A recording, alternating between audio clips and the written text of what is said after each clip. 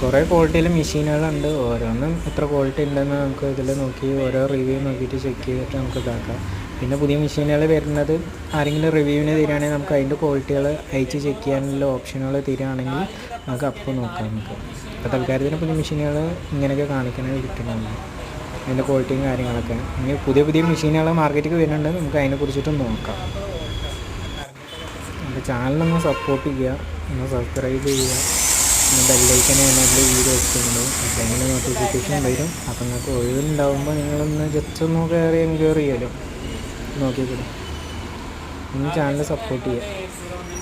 സർവീസും കാര്യങ്ങളും മെയിനായിട്ട് സർവീസും ഉണ്ടാവും ഇതിൻ്റെ കൂട്ടത്തിൽ തന്നെ. പുതിയ മെഷീനുകളും റിവ്യൂകളും ഇതുണ്ടാവും. പുതിയ സാധനങ്ങൾ വരികയാണെങ്കിലും അത് റിവ്യൂ ചെയ്ത്